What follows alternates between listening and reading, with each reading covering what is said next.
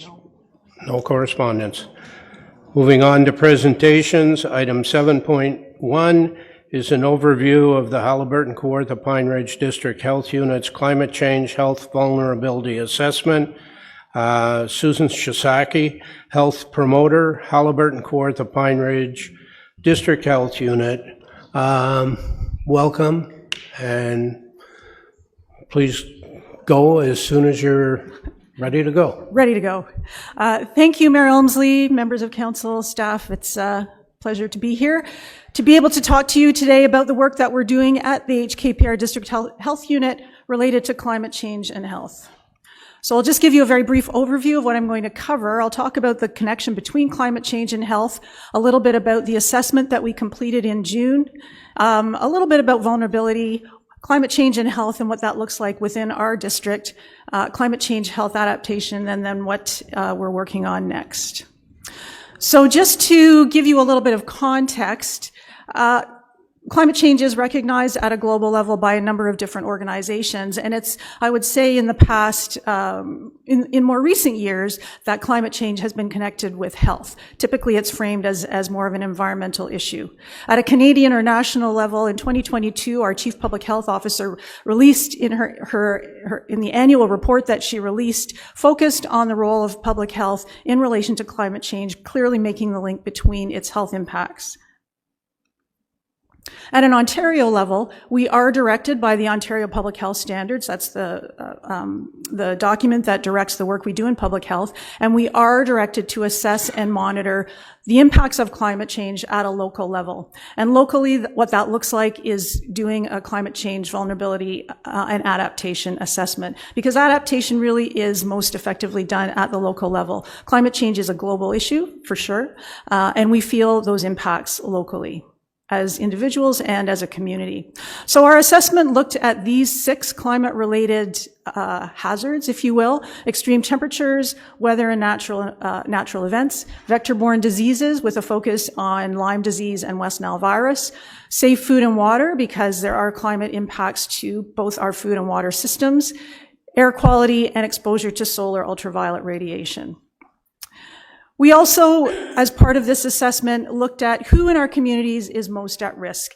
We know that climate change will affect all of us, but there are some populations whose health is more vulnerable to some of those health hazards that you saw previously. We looked at the past, current, and future projections of climate for our region, the current burden of illness, and then put those two things together. We looked at, given what we foresee with the climate, what does that mean in terms of the health of our communities? And we also looked at the programs and services that we offer at HKPR and how they contribute to building adaptation and resilience to those climate hazards.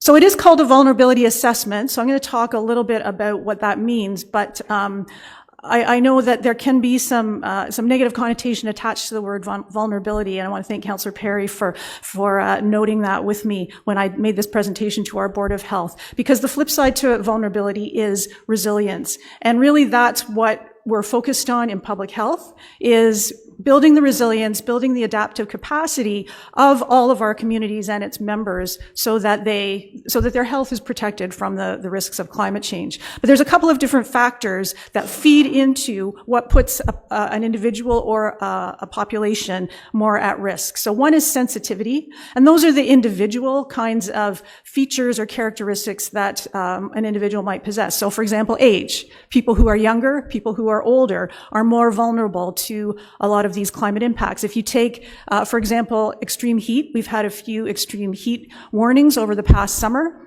and we know that young children, older adults, are more at risk of heat illness in those instances. Similarly, if a person has a pre-existing chronic condition, heart condition, respiratory illness, they're going to be, those conditions are going to be more at risk during a heat event as well. So the other piece of the equation is exposure. And again, if we continue on with our example of an extreme heat event, people who work and play outdoors, more exposed to those extreme heat events. And if they're also then older, you layer that on top as well. Other elements of exposure that put people at risk are the situations that they live in. So that could be the housing that they live in. It could be the type of community that they live in. Because, for example, if you've got a person who's living in a high-rise apartment with no air conditioning during an extreme heat event, more likely to be exposed to higher temperatures. So the work that we do at the health unit, and I think the work that we need to do as a community, is really to address what those exposures and sensitivities are. There are also sort of bigger picture root causes that contribute to both exposure and sensitivity, and these are the things that we call the social determinants of health. Things like poverty, education, employment, racism, colonialism, all these things that can create situations where people are either more exposed or more sensitive to climate impacts. So in terms of the health impacts of climate change, if we don't address climate change and if we don't take adaptive action, we're likely to see more health-related emergency department visits for food-related illnesses, heat-related illness, waterborne illnesses, more injuries due to extreme events like floods and weather events, worsening of chronic illnesses. We already are seeing increases in the incidence of Lyme disease every year. That's something that we track. And also impacts to things like mental health. There's a clear connection between climate change and its impacts to mental health. So the good news is that a lot of the work that we do at HKPR in public health already contributes to building that adaptive capacity. And some of these things are directly, are sort of immediate adaptive action. So things like our annual monitoring and surveillance of ticks and mosquitoes, which helps to track where those insects are and where how their range is extending. We do each summer recreational beach water testing, which helps to make sure that our water is safe for swimming. Ongoing public outreach and education and skill building so that people know, for example, how to keep themselves and their families safe during heat events and during from ticks and mosquitoes. And then we also have bigger picture actions that we take part in as well. So we work a lot with partners on addressing the root causes of poverty and advocating for healthy policy. So for example, building communities that are supportive and healthy in a variety of ways. We also work on emergency planning to make sure that our communities are prepared and ready for an emergency. So the literature is clear, though, that collaborative work is really important in order to build the adaptive capacity and resilience to climate change. Public health isn't the only player, and so it's really important that we work collaboratively with, for example, municipalities and other agencies. Some examples of some climate health action that we work with the municipality, for example, is on climate change plans, also reviewing and making comments on land use and community design policies and planning, partnering on transportation planning. We work collaboratively on emergency planning and preparedness, poverty reduction, as I mentioned, and also agriculture and food initiatives. So the next steps, I'm currently in the process of making deputations to all of our municipal councils to talk about the work that we're doing and the opportunities for partnering with municipalities, and also continuing to strengthen and build relationships with other agencies who work with some of those populations that are more at risk. So for example, in the city of Kawartha Lakes, there's a number of partners who have come together to talk about, to work sort of together on addressing some of those adaptive actions and how to do some outreach with the more marginalized populations. And the outcome of that will then be the phase 2 of the report, which is the Adaptation Action Plan, which will identify actions that HKPR can take to build adaptive capacity and also how we can support partners who are doing similar work. So the timeline is to have the draft report completed later this year or early next year. Sort of depends on how the engagement goes. And what can you do? I encourage you to share the executive summary and the briefing note with your colleagues and constituents. The briefing note contains more details on how the work of, some different ways the work of the municipality contributes to climate adaptation and help build awareness of the links between climate change, health, and also municipal priorities in your decision making. And also, with respect to the climate change group in in the city of Kawartha Lakes, the advisory group that we've convened, it would be great to have a staff member as part of that as well. So with that, that concludes my presentation. Happy to take any questions. Thank you. Are there any questions from staff? Or, sorry, any questions from council? Councilor Warren. Through you, Mr. Mayor, I just want to thank you for all your hard work. And I was fortunate to sit around the table yesterday with you and our community groups and to help adaptation. And adaptation is here now. We're getting heat events, poor air events, such as the wildfires, the air coming this way for most of the summer. So it's here now. So I thank you for all your hard work and for bringing it to us, and I look forward to more community chats. Thank you. Thank you, Councillor. Thank you. Councilor Ashmore. Thank you, and thank you through you to Sue. Just a couple of questions. I was just trying to, and I appreciate your presentation there, and you have a lot of good points there.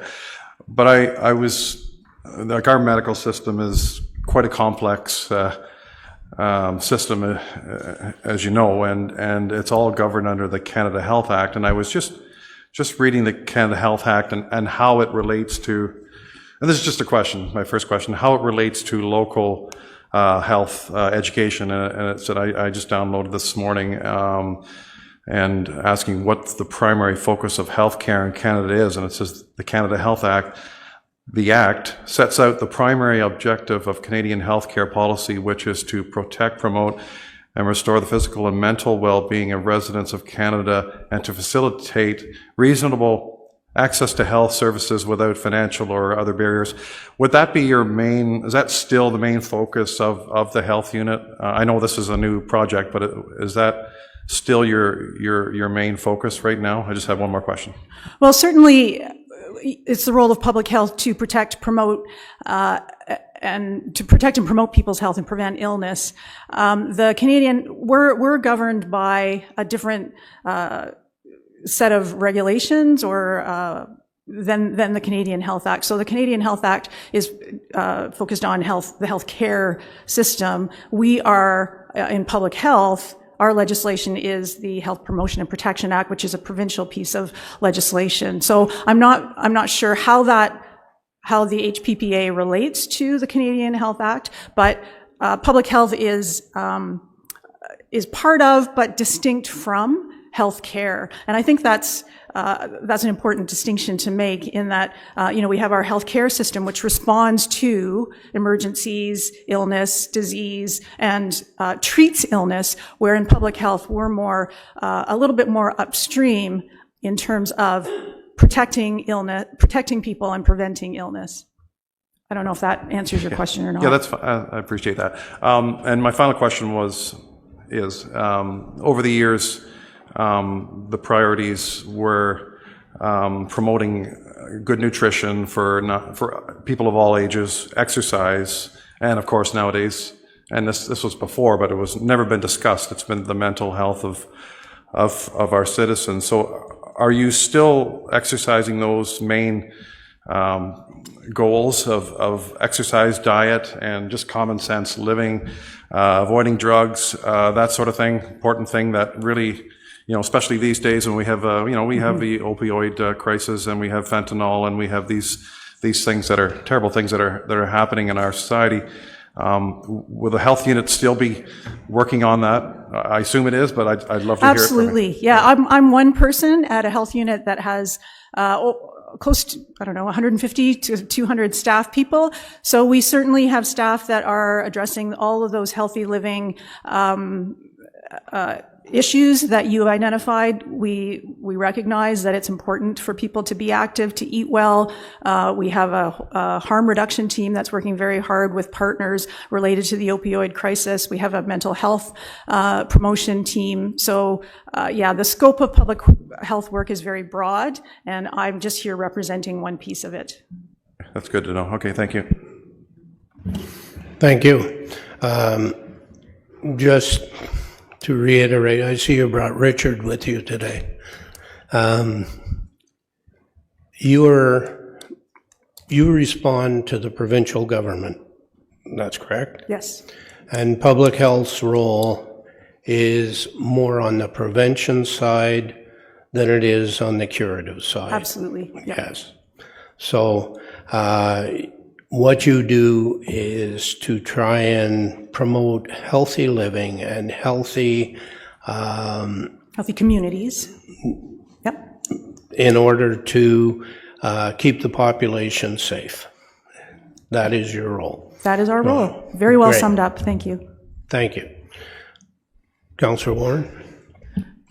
Just further to a question that was out there, well, one of the main tenets that we talked about yesterday was drug use and how it affects vulnerable populations and during climate change issues.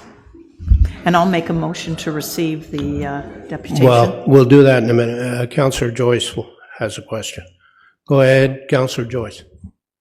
Yes, thank you through you, Mr. Mayor and Mr. Chikazi. A great presentation. For years, I've been frustrated with public health taking a too narrow focus. So this more collaborative approach, I think, is a refreshing change in the right direction. But I don't think it goes far enough.